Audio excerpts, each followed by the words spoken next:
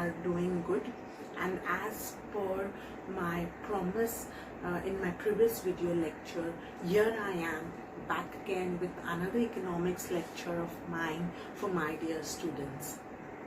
In today's class, we are going to talk about the scope of microeconomics. But before we do that, just a quick recap of what we had done in our previous video lecture. For those who have not seen my previous video lecture as of now, you can go to Maharashtra College YouTube channel and you will find it there. In our previous class, we had studied what is economics, the meaning of the word economics, and the two main branches of economics, namely microeconomics and macroeconomics. Now, I hope you remember the meanings of these two words. Quickly, microeconomics derived from Greek word mikros, which means small. Macroeconomics derived again from a Greek word makros, which means large. When I use these two words, small and large, you should be able to understand the scope of these two words.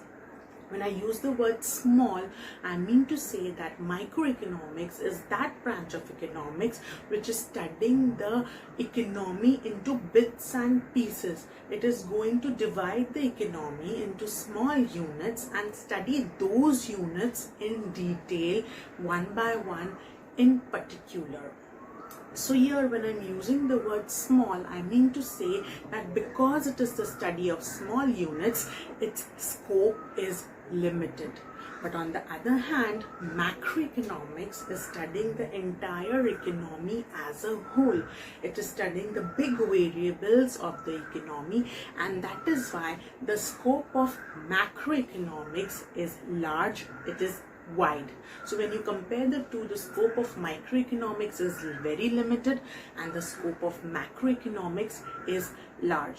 If you have seen your textbooks, you have one such question in your agree disagree section. They are asking you a question, state with the reasons whether you agree or disagree with the following statements. So they might give you a statement like this: the scope of microeconomics is limited. So you will write there, yes, I agree with the above statement. And after that, you will have to write certain reasons, which of course we'll discuss in this particular lecture itself. Another question that they might ask you is, the scope of macroeconomics is wide. So again, you will write, yes, I agree with the above statement. And of course, the reasons we are going to study when we study the scope of macroeconomics. All right. So before we start with the scope of microeconomics, just understand the meaning of the word scope. Scope means the extent to which microeconomics studies something, or rather you can say the subject matter of microeconomics, all that is included in microeconomics or all that is studied in microeconomics is the scope of microeconomics. All right. So under scope, there are three theories that you are going to study, very simple theories: theory of product pricing, theory of factor pricing, and theory of economic welfare. Very simple. Before starting with these three theories, I would like to share with you certain basic concepts of economics that you have to keep in mind. And if that is in your mind, it will be easier for you to grasp these theories. I've written certain words here like product, factor. What is product? What is factor? Now in economics, you have two types of markets. One is the product market and one is the factor market. What is a product market?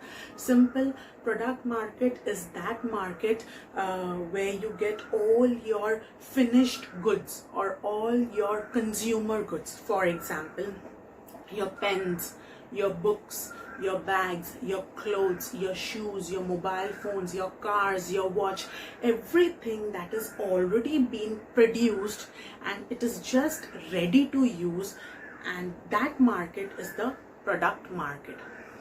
On the other hand, you have the factor market. What is a factor market? Now, in order to produce these goods, in order to produce my clothes, in order to produce my mobile phone, you require certain factors of production.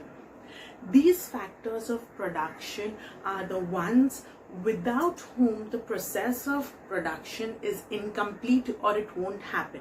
Now, what are these 4 factors of production? I hope this rings the bell again. You have already studied it in your 11th standard, chapter number 1. The 4 factors of production are land, labor, capital, and entrepreneur. Alright, these are the 4 factors of production. Whether you want to start a factory, you want to start a new business, these 4 factors of production are compulsory, are required, and without that no production process can happen, no business can start. So the market where you get these factors of production is the factor market. So I hope you're understanding these 2 words. Products are those things which are easily available, the consumer goods that are available, and factors are those factors of production which help in the production of the final goods. Now, the demand for the consumer goods, the demand for the products is a direct demand. Okay, the demand for the products is a direct demand, but the demand for the factors of production is an indirect demand. Indirect or derived. Now, what do you mean by direct, indirect, or derived? Very simple. I would like to explain it to you with the help of an example. Like for example, take food crops. All of us eat food, so the demand for food is a direct demand. Why? Because food is the consumer good. Your rice, wheat, whatever is available in the market, the food that you eat is your direct demand, because that is the thing which you are going to consume directly. It is ready to use. But on the other hand, the demand for the farmer who is growing the food crops is an indirect demand. Here in this example, I do not demand the farmer. Instead, I demand the food crop that he is growing. So the demand for the farmer is an indirect, is a derived demand, and on the other hand, the demand for the food is the direct demand. You can list n number of examples wherein you can say that the factors of production, the people who are making the final goods, are demanded indirectly, but the goods that they are making, the demand for those goods is direct. So this is the simple, just the basic of economics, wherein your the consumer products have direct demand and the factors of production have indirect demand. Now these 2 words, coming to the theory of product pricing.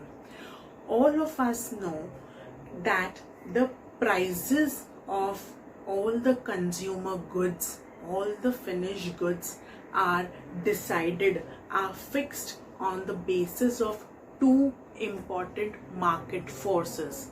What are these market forces? Demand and supply. Demand and supply are the 2 important market forces.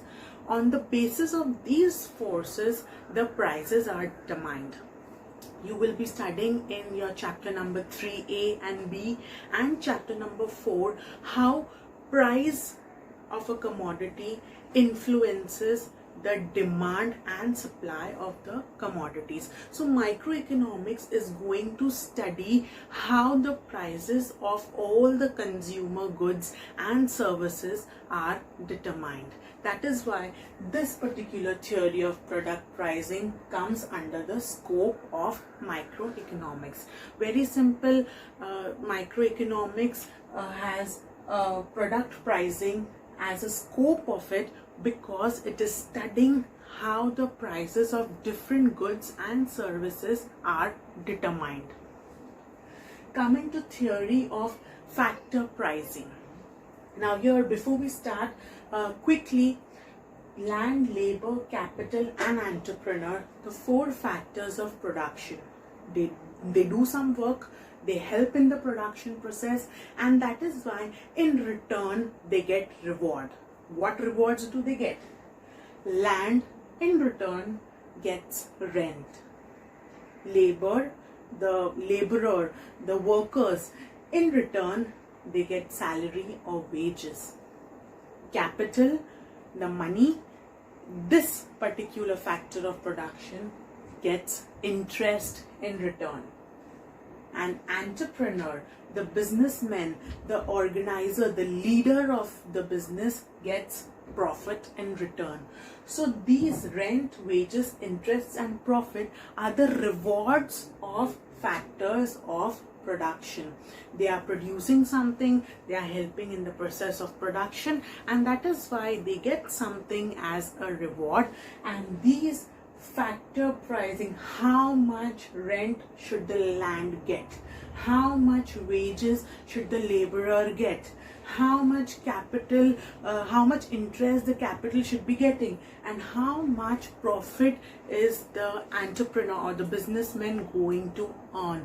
All that comes under the theory of factor pricing. Microeconomics studies the rent, the wages, the interest and the profits of every particular businessman, every worker, every piece of land, and that is why it comes under the scope of microeconomics. So I hope these two theories are clear to you. Here you are going to study how the prices of products are determined, that is why it is product pricing. And here you are going to study how the prices of factors of production are determined, and that is why it is factor pricing. Lastly, coming to the theory of welfare. Now, economic welfare. Now this is another important field in microeconomics. The two persons who are really very famous in economic welfare theory are Professor A.C. Pigou, and the other name that is really very famous is Professor Wilfred Pareto. Now these two people have done a lot in the field of theory, economic welfare. Economic welfare. The two words are very simple to understand. The benefit of the entire economy. This is the meaning of the word economic welfare. Now we are staying in an economy where there are many people, rich and poor, the influential and the non-influential, the big businessmen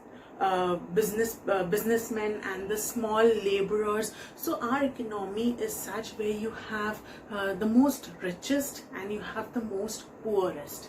Now in such an economy, the allocation of resources is very important. If the resources are not allocated properly, the rich will become richer and the poor will become poorer. Keeping in mind this particular aspect and keeping in mind the welfare of the poor people and the welfare of the whole economy, the satisfaction of the whole economy, the economists have come up with this particular theory, theory of economic welfare. Now there are three things under this theory: efficiency in production, efficiency in consumption, and overall economic efficiency. What are these three words? First one, efficiency in production. All of us know that every country, every economy is blessed with certain natural resources, certain resources that it uses for the process of production. So according to economists, whatever resources you have, you should fully utilize it in the production process. You should not be wasting any resource. The more you use it optimally, the more you use it fully, the more and more goods and services you will be able to produce. So here efficiency in production means you should produce in such a way that you are wasting very little resource, or rather you're not wasting any resource, and the whole of resource is just put in the production process. The more the natural resources, the more the production process, and the more goods and services will be available to you. Next one, efficiency in consumption. Now, after the production of these goods and services, these goods and services have to be allocated to different sections of people. That is known as efficiency in consumption. To allocate the resources, to allocate the finished goods and services to the people for consumption is known as efficiency in consumption. I hope all of you are aware of PDS system, the public distribution system. This public distribution system is one wherein the people who are earning, the low income groups, they get their daily ration, the food items at a very subsidized rates. So this is one of the strategies of economic welfare, wherein the rich can buy, they have money. But what about the poor? What about those who do not have proper income? Those who are just living hand to mouth? Even these people need to have food, need to survive. So for them, this is the PDS, public distribution system, that has been taken up by the government to ensure that these articles that are produced are reaching the consumers. Lastly, you have overall economic efficiency. This means that whatever items, whatever goods and services which are required in the economy, only those have to be produced. Because if you go on producing those goods which are not needed, which are not demanded in our economy, you will end up wasting the resources. So it is better you produce only those goods and services which are high in demand and actually needed by the people in the economy. So I hope these three things are clear to you: efficiency, production, consumption, and the entire economic efficiency, the overall economic efficiency. So this is the scope of microeconomics. Very limited scope, because it is studying the in economy not entirely but in bits and pieces. Now, as I told you that you have a question in your textbook, agree or disagree with reasons. They might ask you a question like, the scope of microeconomics is wide. Now here what you're going to write: I disagree with the above statement, because the scope of microeconomics is limited. And then you will write these points, these theories in point wise. At least 3 points are expected. This type of a question comes usually for 4 marks, wherein 1 mark you get for your agree and disagree, and remaining 3 marks you get for the reasons that you give. So in this particular answer, you will you can write your statement. If they're asking you the scope of microeconomics is limited, you will write yes, I agree, and explain these 3 points. And if they're asking the scope of microeconomics is wide, you will write no, I do not agree, or I disagree, and you will again elaborate these 3 points. So 1 mark for your direct answer, agree, disagree, and 3 marks for the explanation of these 3 points. So I hope you are clear with this. In my previous video, a little task that I had given to you, I hope you remember, I asked you to think about microeconomics and tell me how it has affected the consumers, the COVID situation, how the COVID has affected the consumers and the producers. I hope all of you have thought about it and jotted down a few points. I would just like to share with you certain outlines that might help you to frame the answer. One important thing that has happened in this COVID situation is the lockdown, which was a must, which was very needed. Now, because of the lockdown, or the Janta curfew as we call it, because of the lockdown, all the shops are closed, all the malls are closed, all the places of recreation, the cinemas, the gyms and the restaurants, everything is closed. So because of that, these industries are badly hit. The producers are not supplying their articles, and that is why their business is on a standstill. Now, coming to consumers, we consumers have changed certain habits. Our purchasing habits have changed. There is a slight change in the consumer behavior. When I say that, I mean to say that we people are demanding more of important and essential articles, and we are keeping aside our luxuries. In the beginning of the lockdown, there was panic buying that was happening. People in panic were buying more and more stuffs, and they were hoarding food articles in their houses. They were hoarding sanitizers at home. They were hoarding hand washes at home. So this change had happened. This change in the